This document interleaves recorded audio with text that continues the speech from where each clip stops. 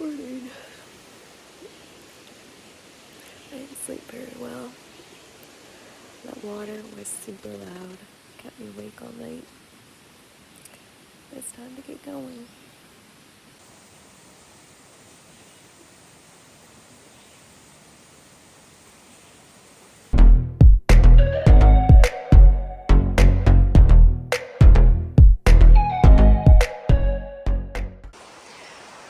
I've been terrible at showing my setups, so I'm just packing up now and remembered. So I was in this little grove all by myself, right beside the stream. Slept with the door open all night.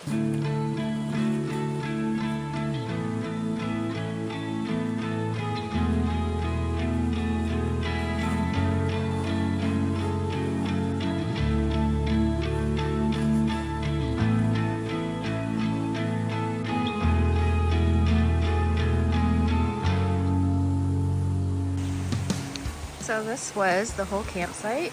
Luke filtering some water. We've got no water today for 7 miles, so we got to carry some. We had a couple of tents up in this area and over there, and this here is the trail, so we will be heading that way. We've got 7 miles to the outdoor post and the general dollar store, so we can get some resupply for food, and then we'll look to see how far we're going after that. This picnic table has a little, just a second, a little clock on it. So that's pretty cool. Somebody brought a picnic table over here and dedicated it to their dog. Back at her.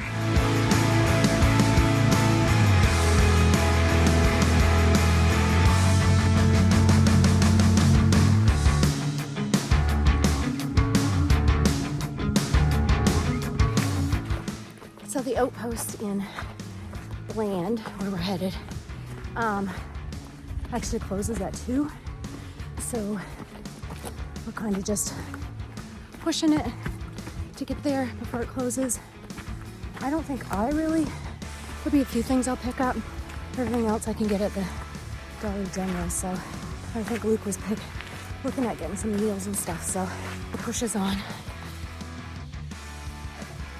So they say Virginia is flat, the flat part of the AT, but don't know what I'm gonna do. It's rolling hills, which I would take any day over, the Georgia and North Carolina section. And maybe I found that hard just because it was the first section and you're still getting your trail legs, but yeah, Virginia's not flat. There are some flat sections, but it's more like rolling hills. So I'm actually enjoying it.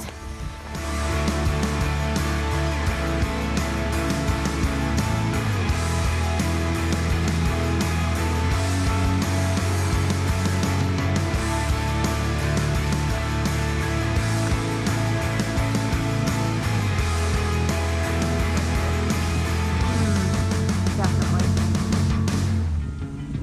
Half a mile left.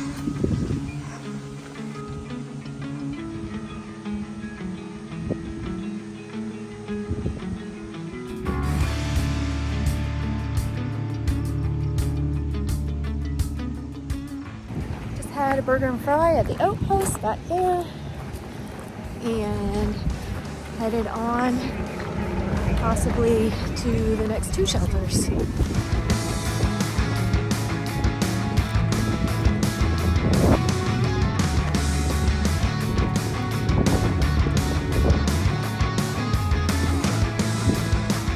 So while that food was delicious, it certainly has slowed me down.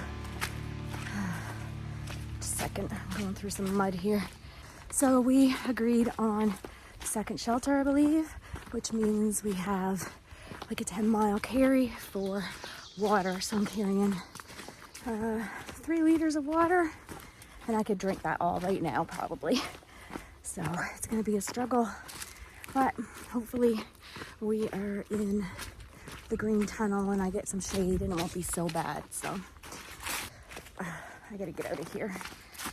There's so much mud.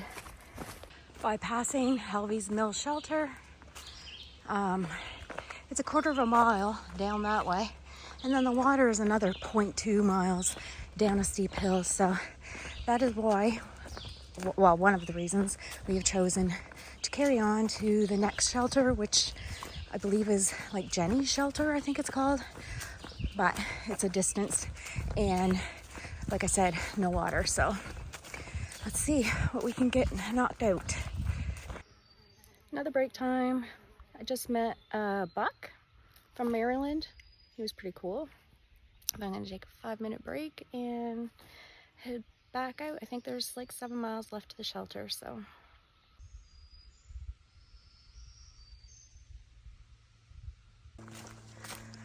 Okay, back at it.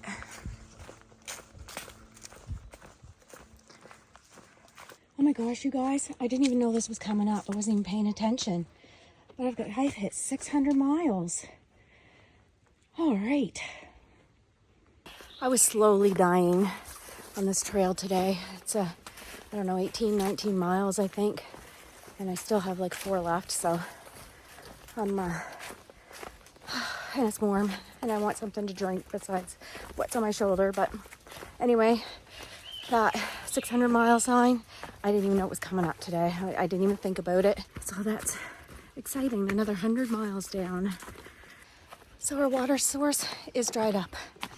So I have 2.7 miles to Jenny's knob shelter with the little water that I do have. That sucks. Okay, last minute decision. We are not going to the shelter, bypassing and going to the next campsite, which is another 1.2 miles. I'll have to give you total miles at the end of the day, but my feet are feeling it. I am going very slow. I just texted Luke about water and he said, I was just gonna text you and make sure you were okay. I'm like, yeah, just slow. It is 6 o'clock, so should be there soon. Made it just in time.